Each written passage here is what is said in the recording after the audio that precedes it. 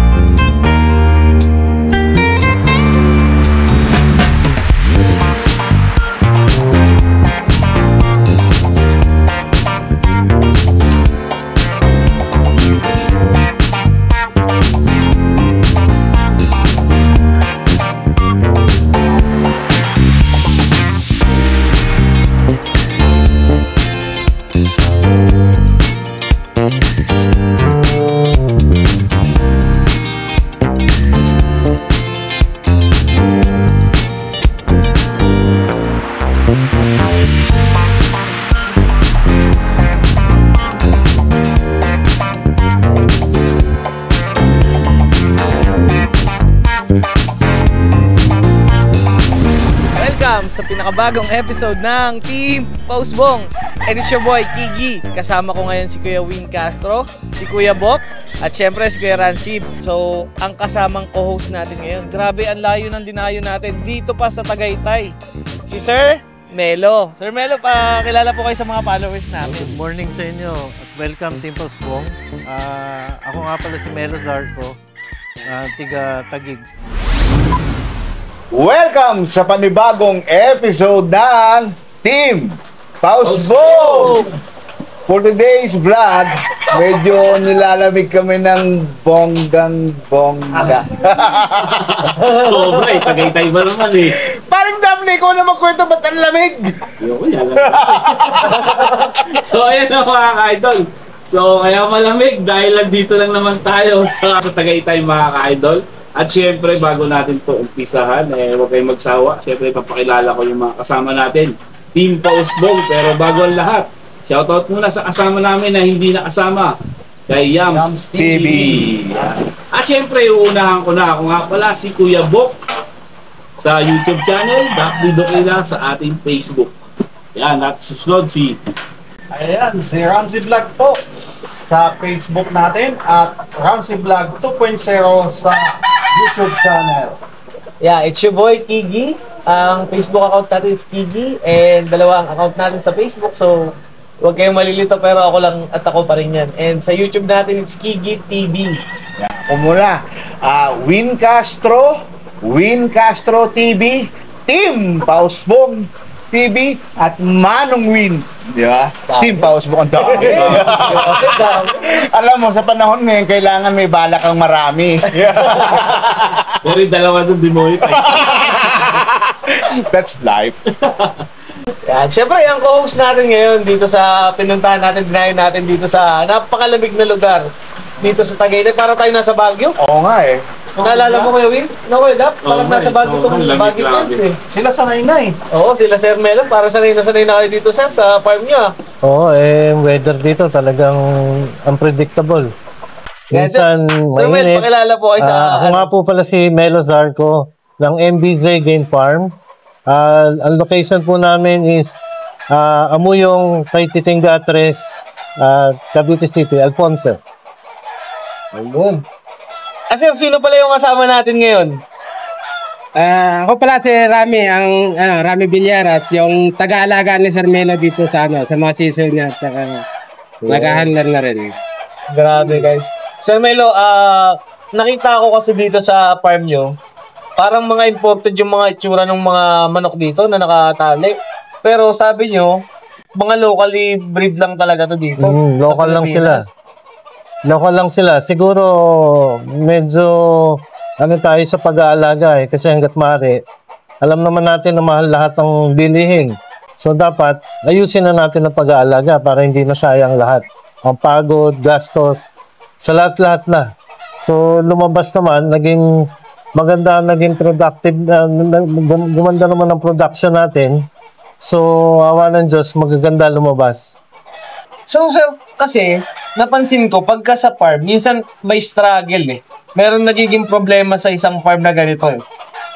Lalo na yung mga mortalities. Paano nyo po ba nakikip na yung mortalities konti lang? Bali sa ngayon kasi, nung unang-unang first time namin mag-breed, trial and error kami. So, talagang lamang kami sa mortality. Mas lamang yung namamatay kaysa sa nabubuhay. So, pinag-aralan namin ng mabuti. And then, eventually, nakahanap din ako na maayos na mag-aalaga. At hopefully, nandito nga siya, si Rami. So, natyaga niya at supportive naman tayo sa lahat ng kailangan pagdating sa gamot, sa patuka natin, kung anong magandang kailangan gamitin. So, nabigay naman natin lahat, kaya naging successful kahit pa paano yung breeding natin ngayon. Ganun pala. Kasi, promise, ang unang impression ko nung sa farm, lalo na pagka ganito, napakalamig ng lugar nyo, tapos pa iba-iba pa yung klima rito sa Tagaytay. Parang sabi ko, ang hirap ng dito, mahirap mag-alaga. Mahirap magparami kasi katulad ngayon, ang weather dito, unpredictable. Kahit hindi umuulan sa Manila, dito napakalakas ng ulan. Tapos kapag sobra naman ang init, talagang sobra talaga init. Talagang nasa proper lang na yung tama-tama lang yung alaga natin dito. Mahirap magpapisa ng itlog. Napakahirap magpapisa. Lalo mahirap magpalaki ng sisiw. Kasi nung una namin, ang napapisa lang namin ng maganda is hanggang local. Ngayon hanggang early bird namin, magaganda lahat. Talagang ang mortality namin, very minimal. May advantage ba yung lamig sa init pagdating sa Ako tingin ko mas maganda yung malamig, kahit sa tao naman eh. Compare mo yung iba yung presko eh. Iba yung sariwa yung hangin mo, tapos maganda ang tamang-tama ang init, tamang-tama ang lamig. So maganda rin. Basta talaga suportado ko lang sa vitamins. Yun lang importante. Kasi pag pinabayaan mo sila sa vitamins at hindi mo sila nabigyan ng tama, lamang talaga mortality mo. So, weather namin dito. Saka grabe rin yung Sir Melo, yung napansin ko rito, yung mga feather nila, talagang sobrang gaganda eh. Hindi siya yung tipong literal, yung mga normal na nakikita mo lang sa farm. Pero dito makikita natin ito yung mga manok. Sobrang gaganda ng mga feathering nila dito. May sikreto ba tayo dyan, Sir Melo? Alaga lang kami sa paligo. Yeah, once in a while, talagang every 15 days, kailangan tayo magpaligo. Tapos, maintenance ng konting injection. Turok tayo para, syempre, para ma-prevent natin yung nila. Dahil sa weather namin dito. Kumbaga, lamang sa paligo, no? Ligo lang sila na every 15 days. Hindi pwedeng hindi. Dahil, maiirita rin sila kapag alam naman natin mahanip ang manok eh. Lalo pag mainit. Lalo na pag mainit. Para sa kalaman ng ating mga viewers sa Sir Melo, kailan ba nagsimula ang ating farm at paano ito nagsimula? Actually, tumigil na akong magmanok eh. Dahil tiga-Taguig ako. Dati meron akong area doon na pinagamit ng kaibigan ng father-in-law ko. So, nag-alaga ako doon. Puro itlog, nag-start ako. And then, after a while, lumubog ang Taguig. Namatay lahat ng sisiw ko. So, tinigil ko na siya. So, sabi ko, hindi na. Ayoko na magmanok. Kasi nasayang lang lahat. So, nagkaroon ako ng kapartner sa business ko. So, nakabili kami ng property dito sa Alfonso. Siya ang nagmamanok na. Sabi ko, parang nainggit ako. Sabi ko, parang gusto ko magmanok ulit. Tapos, unti-unti, sabi ko, bili nga ako na isa. Na-influence ka ulit. Oo, naengganyo ulit. Tapos, hanggang sa, bili na lang ako ng bili. Hindi ko alam. Umabot na pala ng 300 yung manok ko. Talagang galing puro Negros. So, after nun, tumigil na naman akong bumili. Sabi ko, ang bigat din eh. Ang hirap. Sabi ko, mag-breed na lang kaya tayo. So, naganap ako ng handler ko na pwedeng pagkatiwalaan at masinop sa sisiw. Ayun na nga, si Rami ang nakuha ko. Ano pa lang kami, nasa 4 to 5 years na nag-start dito. So ngayon, talagang masasabi ko na maayos na. Nadaanan na namin lahat ng sakuna eh. Lahat ng may sakit, nakita ko na lahat ng klase. Kasi weekend lang ako nandito eh. So every time na uuwi ako dito, dati, laging nakayuko. Sabi ko, ba't lahat sila malulungkot? So pati ako nalulungkot. Kasi, una, gastos. Pangalawa, sayang yung panahon. Eh, napakahirap kumita ng pera. Eh, sabi ko, siguro, ano lang yan, makukuha rin natin yung tamang timpla. Ayun. So, finally, nakuha rin namin yung tamang timpla ngayon. So, ngayon, proud kami, lalo na to si Rami, na talagang hindi 100% na walang sakit. Merong casualty pa rin. Pero very minimal. Yun lang nakakatuwa. Talagang sa mag-aalaga ng nasa nag-aalaga talaga. Kasi kung makita mo yung mga estudyante rito, parang nagpapasikatan lahat, nakatindig na ganun. Tapos ang ganda ng lakad, dahan-dahan. Talagang pang picture kak lahat ng mga nandito sa farm ni Sir Melo eh. Ayan. At ano pala yung mga, anong mayroon ng farm nila? Ano mga klaseng manok ang mayroon sila dito? Bali, ang concentration namin ngayon, yung kinuha ko kay Sir B-Boy 2 years ago, na White Kelso at saka McLean Hatch. Tapos after a while kumuha ako sa expo ng Bruce Barnett, tapos pair siya at saka Robles naman yung inahin. Tapos meron din akong palawak na lang din ng palawak, pati sa Davao nakakuha rin ako, hindi directly kay Bebot Oy, pero yung cousin namin directly dun siya kumukuha Kay Bebot. So medyo nakatipid kami ng konti kasi alam naman natin ang presyon nila kung magkano.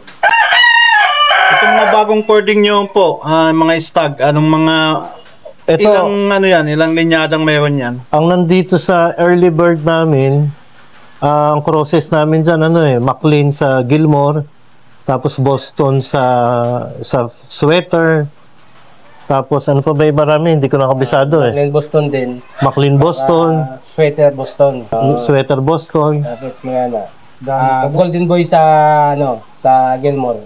Rami, sa dami ng mga linyada ng mga manok, buti hindi ka nalilito. Ay, hindi naman po. Kasi may naman sila, may record naman sila. Naka-record sila. Tsaka may mga marking naman sila lahat. Paano yun kung halimbawa, nalito ka, nagsahalo yung itlog, hindi mo na marking. Ano yun? Tapo na itlog na yun o... Hindi na, ginaano na namin. Separate na namin. Hindi namin minamarkingan kapag na-mislook namin. Hindi mo na alam kung anong linyada siya kasi wala siyang marking. Tinitignan lang namin kung ano lalabas. Sa kasi sayang din eh. Sabagay. Sinasabi naman namin sa buyer yan, ito, boss, hindi na-overlook namin to, hindi namin alam ang bloodline. So, sinasabi naman natin para wala tayong tinatago dito. Aware din sa kanila. Alam Honest nila. to goodness. Kasi ako, honestly, sa dami niya, hindi ko alam lahat eh. Siya tinatanong ko, ano marking nito? Ano bloodline niya? Talagang kasi hindi ko na, dahil hindi naman ako full time dito eh. Dahil may negosyo rin tayo. Pero yung napansin ko, yung smart bulik, yung bulik dito, talagang smart bulik lang siya. Yun lang talaga yun. Nakuha ko yun, hindi directly kay Magbalon. Nakuha ko siya kay Camagong Game Farm. Camagong Game Farm.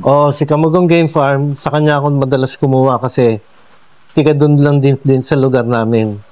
Kaya pala, kasi yung mga napapansin ko rito, yung mga bulik dito, parang isa lang yung kulay nila. So, krinocross na ni Kuya Rani yung mga bulik. Hindi, yung bulik namin ngayon, binalik lang namin yung anak doon sa tatay. Okay. Kasi medyo maganda record sa amin nun eh, yung bulik namin na yun. So, konti lang ang production ng bulik. Hindi ko rin alam kung bakit eh. Pero kapag naging lalaki, nakakuha kami ng lalaki, sineset aside namin. Paano kaya pag halimbawa yung manok mo nagkaroon ng sa pola? Ano yung magandang gawin doon? Yung sakali may sa pola yun? Kasi noon na-experience ko yan, ibang produktong ginagamit kong company. Nadidinig ka sa mga pins. Oo, kasi ngayon, 3 years na kami dyan kay Infinity, wala kami na-experience na problema. Never kami nagkasapola. Umpisa sa sisiw hanggang tali na siya, wala talaga. So, kaya nag-stick na lang kami kay Infinity. Dahil talagang maayos eh. Nung time na tinamahan sa Paula yung manok, kung saan yung mga prevention na ginawa mo ito? Bilad. Ano lang, ano mo na lang ng Jackie Oats. Yung parang palay siya, mababad mo yung Jackie Oats na papapanisin mo siya, yun ang pagpapakain mo sa kanya para mawalang kapila. So, Tapos yung iba dun, Kuya Rani, no? Parang binabalibuan yung puwet. Oo, mapuya nila. Tapos may ginugupitan, tapos kinakapa-kapa yung ilalim. Siya araw-araw para matunaw yung taba niya. Parang pipisil-pisilin mo siya pag umaga. Oh, ayun na. Sa mga matataba dyan, tulad natin. Pwede mo pisil-pisilin lang pala. Pasok mo pa yun? Aray ko. Nakakatawa lang kasi di ba, kung bakit. Kasi si Kuya may naikwento kanina. Itong pagmamanok is parang hobby nila. Libangan lang talaga. Libangan lang talaga. Pantanggal stress sa trabaho. Liro mo yan. Simula tagig tapos pupunta rito weekly. Weekly yun, weekly. Grabe. Every Friday afternoon, after ng sweldo ng mga tao, diretso na ako dito sa mga anak ko dito. Mas ano pala sir, no? Parang minsan focus ka pa dito sa mga anak mo dito. Oo, hindi. Kapag pag Friday na, kapag Thursday na yan, Thursday night, uy, makikita ko na yung mga anak ko. Baga sabi nga ni Kuya, ito yung mga panibagong anak niya. Dagdag anak. Correct. Diyos ko, napakagastos. Gastos din talaga. Gastos din. Pero okay lang, nakakalibang naman eh. Ikaw, Kuya, tanongin kita sa isa sa mga handler ni Kuya. Kumusta na dito sa Tagaytay? Okay naman po, wala namang problema. Yung mga nagiging problema, wala naman ba? Or Wala usually, naman. anong nagiging problema dito? Dito wala naman po, sa amin, totoo, wala naman problema dito kasi maayos naman si Sir Melo sa amin. Kung anong kailangan na, Bigay lahat. Kaya, ginawa din namin yung paraan na para mapataya siya. Kaya, sinalagaan namin na maayos yung mga sisiw, mga niya, para pag nakita niya, matutuwa din siya. Ikaw, parang ano masasabi mo sa mga manok dito? Nainggit ako. Kasi yung mga early bird niya parang bullstag na eh. Parang picture cock na nga siya kung titignan eh. Kasi ang lalaki na eh. Talagang bulto na rin tignan yung mga niya eh. Samantala yung early bird ko, parang cute. Parang teenager pa lang. Parang pasibol pa lang yung mga early bird ko Diyan eh. sabi rin niya ni Kuya na yung presyo ng mga manok ulis pangmasa. Ay, oo, yan. Yan. Pangmasa lang tayo. Nag-out naman po kayo dito sa farm. Actually, yun ang natin dito purpose eh. Kaya nagbe-breeding. Para i-share natin yung na-breed natin sa ibang mga kasama natin. So, kaya hindi namin masyadong minamahalan. It is a very reasonable price. Pwede mo malaman natin kung 6K lang. 6K ang bawat isa. Yun ang presyo namin. Ayan na. Sa stag yun. Yung mga pure natin. Ngayon, yung mga pure namin, kasi limited pa lang eh. Madali ng pag-usapan dito. Tignan nyo na lang muna. Yung mga broodcock. Actually, yung broadcast na binenta ko the other week, 12,000 lang eh. mura. 5K sweater, 3.5 years old. Yung mga naman natin sa mga pulet, mga broodhen. Pullets namin, halos ganun din, 6 to 7,000 lang. 11,000. Kasi natatandaan ko nung huling punta natin parang Gigi. Oo. Kaya hindi natin na-vlog to. Walang manok. Walang manok, ubos kami. Ubus na. Naubos na. Ganun kalupit dito talaga. Ubusan talaga. Kasi, ikaw ba naman, na nagmamanok ka, makikita mo yung manok, tapos ganun yung presyo, na kayang-kaya naman, kuhain mo talaga. Yung biroon nga namin kanina dito, sabi parang 2.5 daw. Ako 2.5 to, ubusin ko talaga to. Ako na bibili lahat ng manok dito. Pagdating naman guys sa mga gitna, ano na ba yung mga nakuha ni MBC na mga chip. Actually, nung sumali ako sa circuit dito sa Tuy, Batangas. Maganda naman ang naging score namin. 2 beses kami nag-champ sa circuit namin. Tapos kaya lang kasi hindi ako masyadong bihirang-bihira. Dahil sa work, sir. Dahil sa trabaho, tsaka kapag may extra lang. Pag may mag-extra lang tayong pera, Mukhang trading lang talaga. tayo kapag may extra. Pag wala, dito lang tayo. Kasi ako mas gusto kong nakikita maraming manok na nakatali. Kapag nakita mo kasi sila, parang tanggal lahat ng iniisip mo sa problema sa trabaho, lahat. So, kaya talagang every weekend nandito ako. Hindi pwedeng wala.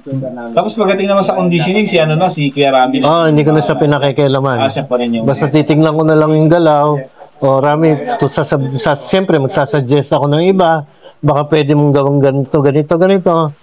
Alam naman nila yung ginagawa nyo eh.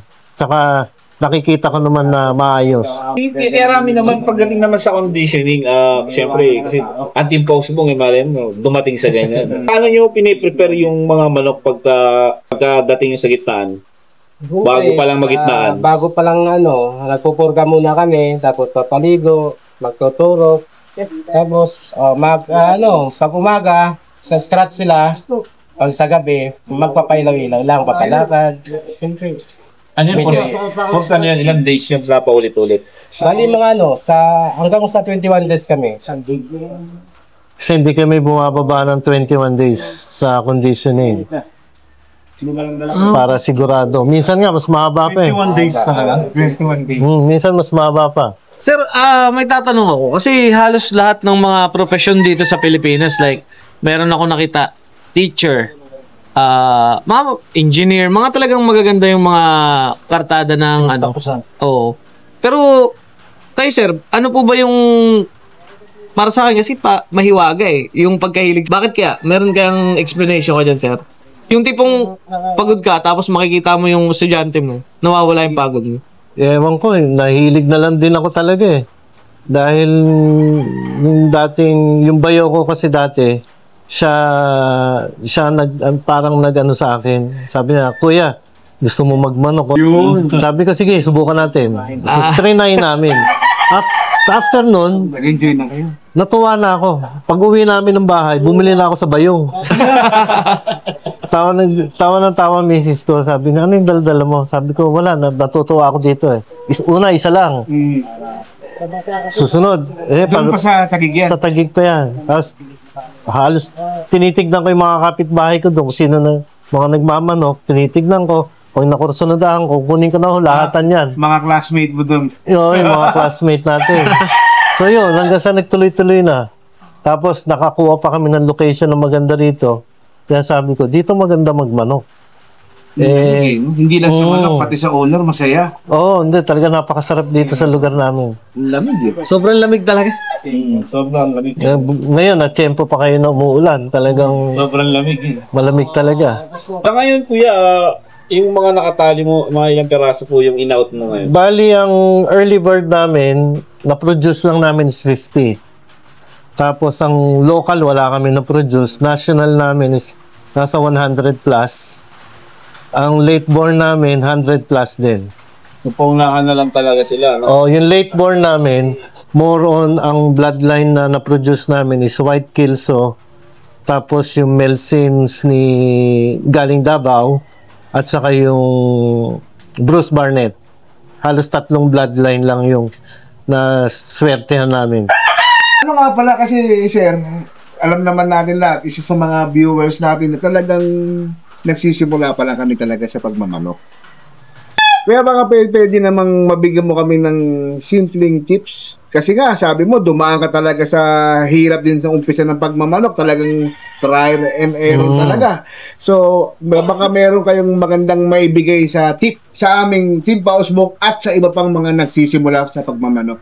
Ang pwede ko lang ipayo sa inyo, kung gusto nyo talagang sigurado kayo sa manok na ipoproduce nyo, huwag na kayo mamili, mag-breed na lang kayo, mamuhunan kayo sa materialis na tama, at siguradong hindi masasayang ang pera nyo.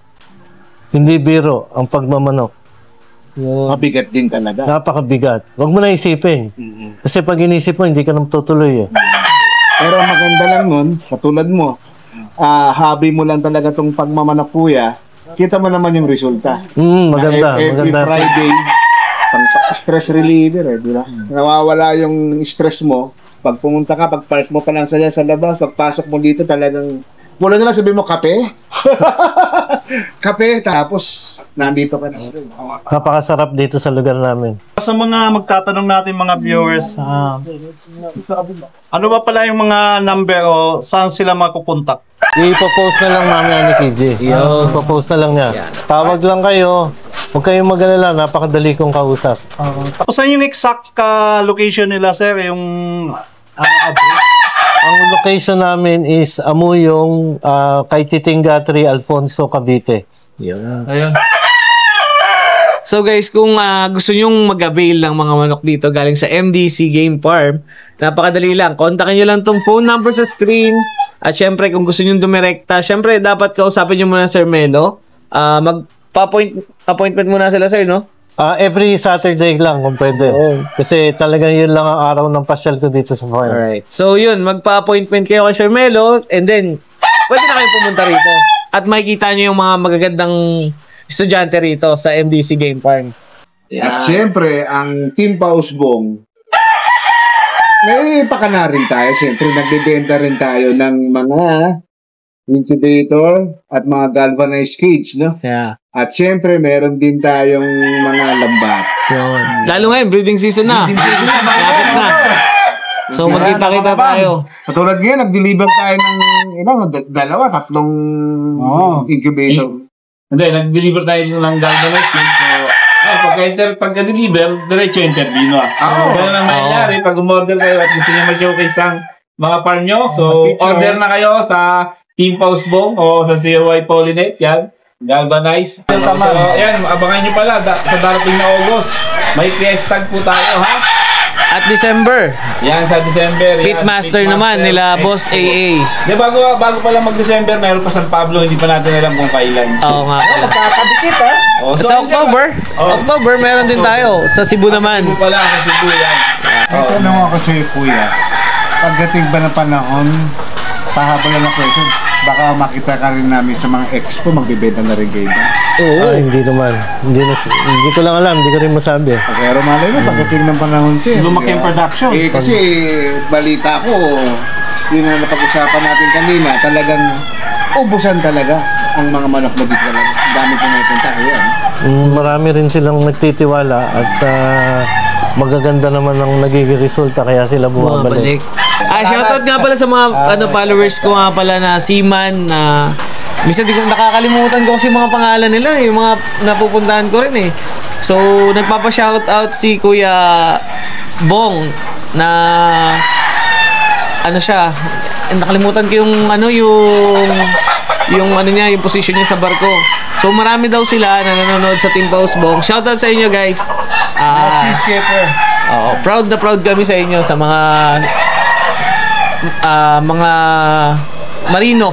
Ano pala lagi nang papashoutout din si Kuya Jigger. Ay, kay Jigger, shoutout. Doc Ewat, shoutout. Saka sa mga Makabud Boys, ang dami na natin sinoutout yan. So yun, hanggang dito na lang. Ang Team Pausbong. Ang Team Pausbong dahil kami nilalamig na. Grabe, lamig talaga. Pag humangin, iba eh. Frozen na. Ayan, So, ito yung Kaya ano natin? Team Pausbong.